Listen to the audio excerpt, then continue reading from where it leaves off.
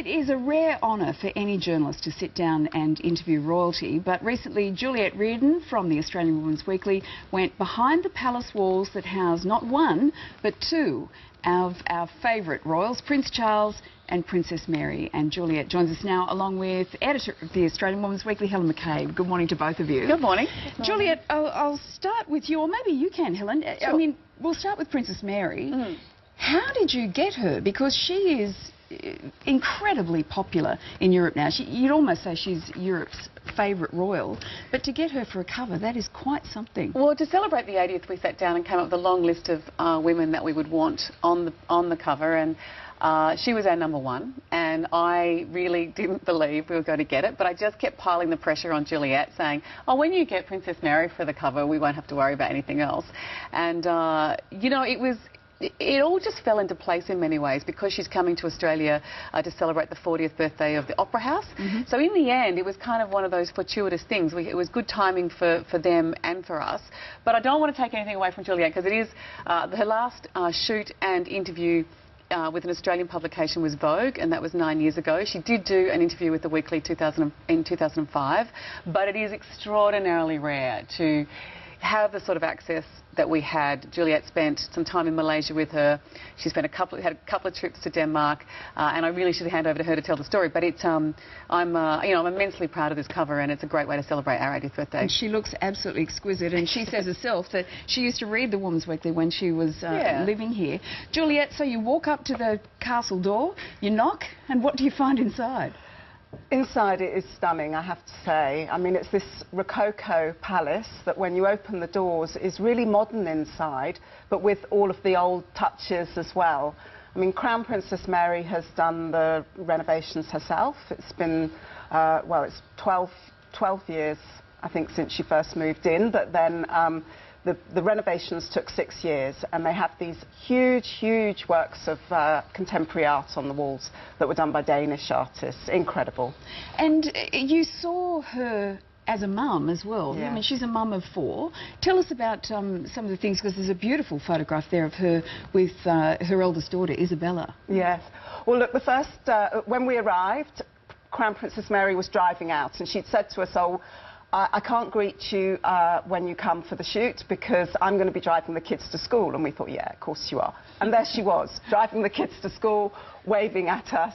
And then she came back and we had the whole day with her. But in the afternoon, Princess Isabella came back, and she was changing into her dancing clothes and going off for her dance lesson. Prince Christian came in, he was playing the piano, doing his piano lesson whilst we were shooting. It's just like a normal house, really. Sort of. Sort of, yeah. Albeit with incredible chandeliers above and artwork. Absolutely. She talks incredibly affectionately about Prince Frederick. Still very much in love, aren't they? Oh, absolutely. I mean, she talks a lot about...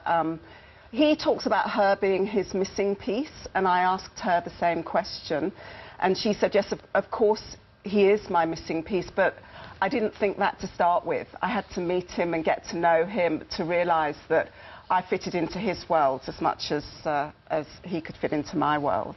The photographs are absolutely stunning, and she's wearing Australian designers all the way through.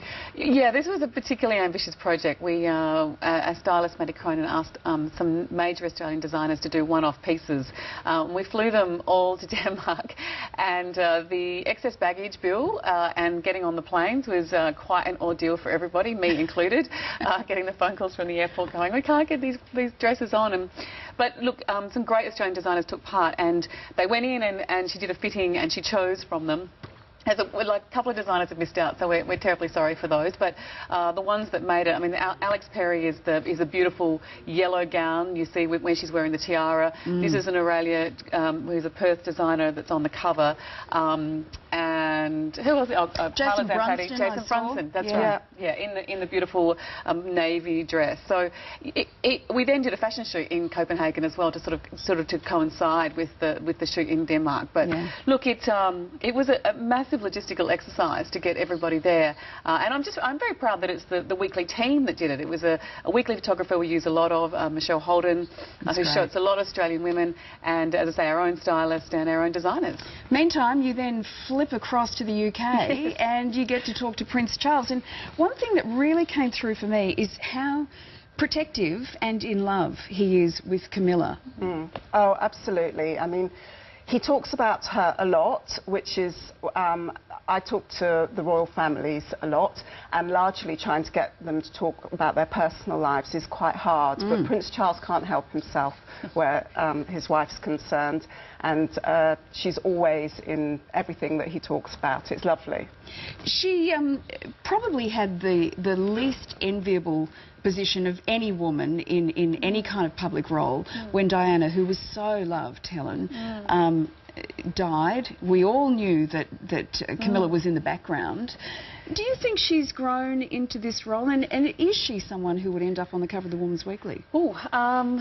But perhaps she will. Juliet particularly has spent a bit of time with Camilla, and I met her through Juliet when she was out in Australia.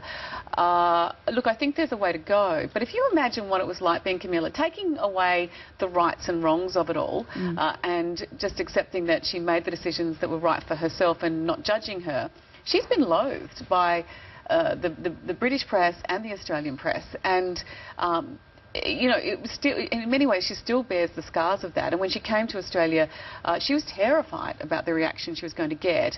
And yet, you know, as Juliet has discovered and has spent a lot of time with them, they are, you know, they are incredibly in love. They're a very close couple. They seem to enjoy life. They do spend all of their waking hours working in a public service role, meeting people and making other people's days. And I think this interview that Juliet's done, you've read it. I've read it. It's a cracking interview. It gives you a completely different perspective of Prince Charles.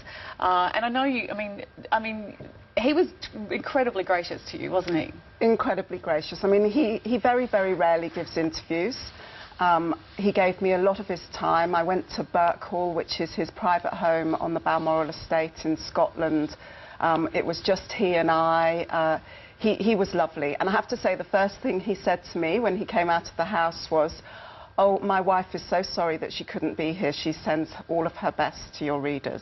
That's lovely. So, I love the opener to the interview as well. You remind him the last time he spoke to the Woman's Weekly was in 1974, and he was completely terrified of what he might have said back then, obviously figuring he was wet behind the ears then. Yeah. But no, they're both great interviews, and the whole issue. Congratulations to you and all the team, Helen. Thank you.